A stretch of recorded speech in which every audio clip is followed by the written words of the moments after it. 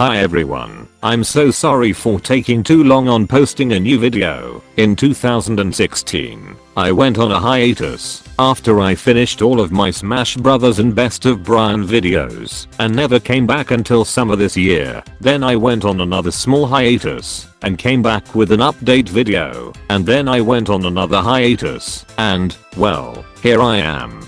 I'm so sorry for all that, and I hope I get my channel back on track. I was going to kickstart this up with a Sonic Adventure video coming soon, but instead I'm going to make a video praising Nintendo's new console, the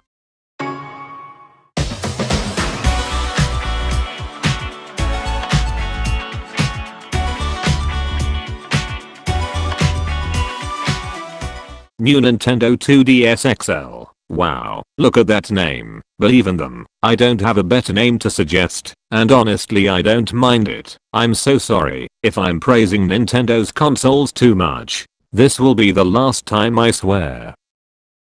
Or thing I don't see people talking about much is that it actually has its bottom screen sunken into the system instead of having it between some borders. That could probably leave some scratch on the screen, and it actually did for me with my old 3DS from 2011. And this was actually a common problem, since I always saw blog posts of people complaining about this, and videos showing the 3DS, and it was clear it has scratches there, and they were so hard to remove I didn't really bother to remove them. This is also the problem with the left circle pad, but the marks or scratches that thing makes are off screen, so it's no biggie. The design is amazing. The controls are comfortable, and the plastic isn't cheap. It's really good Nintendo plastic. It's probably comparable to the Nintendo Switch controllers. The only bad thing about it is that it attracts fingerprints, but they fade out after a while. The stylus is small, but you can touch the screen with your finger or with another stylus, so I don't mind. I also heard the speakers were pretty bad,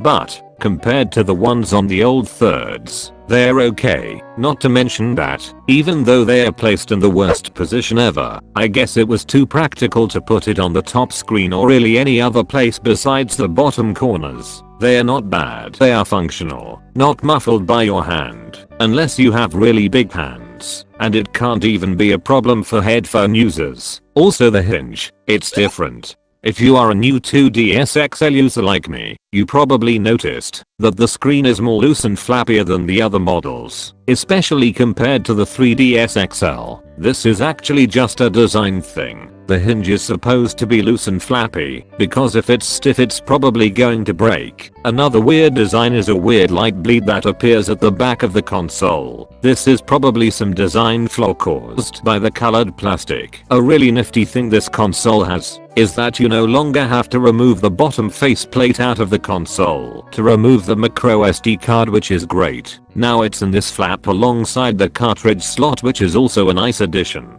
Really the only design flaw I see on this thing is how you have to disassemble it. Basically, there is no faceplate, so the battery is inside the core of the console and it's harder to disassemble it. In the other models you just had to remove the faceplates with screwdrivers and that's it. But in the new seconds you have to unscrew the bottom, use a plastic cutter thing to cut the hinge thing open, separate the console, and now you can replace the damn battery. But to be honest, this problem isn't that bad, since a lot of people don't really replace their battery. Okay, enough with the design. I want to talk about some of the things about the 2DS operating system. One thing that I really don't like is the whole system transfer idea. It's really awful. First of all, you can't use your Nintendo Network profile in more than one system, and you cannot remove your profile from that one system for some reason. Instead you have to do this stupid system transfer thing that takes ages to complete. What if someone stole my console?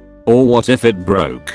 Or what if I wanna change it because of a factory defect? Yes, you can call Nintendo, but you will need your console number from both the old and new systems, and that itself could have some problems. Why can't we just have a system where everything in your Nintendo profile is saved in a cloud and can be used in more than one console? It's as simple as that. People say Nintendo is stuck in the 80s because they're butthurt that their crappy fan game got taken down, even though they are in the legal right to take down whatever they want, as long as it's reasonable and legal. But this system transfer thing is something you would see in like 2004 or something. It's just not good. A lot of people say the resolution is trash, but I think it's acceptable. It's not as good as the one the PS Vita or any mobile device has, but it's still good. Not to mention that the pixelation thing is because of the stereoscopic 3D, so it's not just there because. And to be honest, it kinda looks better than the Wii in my opinion. Maybe because it's not blurry, just mildly pixelated. In conclusion, the new Nintendo 2DS, despite its flaws, is a good console and a good extension to the 3DS lifespan. The 3DS is a very good console, and besides what other people think, I don't want it to go away just yet. If you ever plan on buying a 3DS, if you don't have one, then buy the new 2DS XL. But if you are more interested in the 3D, then get the new 3DS, I guess. The good thing with the new 2DS is that it's the most affordable new 3DS besides the new 3DS Lite, but it's discontinued, and it's really hard to get where I live. So yeah guys, that was the video on me sucking Nintendo's balls for 6 minutes straight. See you guys next time. I promise I won't go on more hiatuses anymore.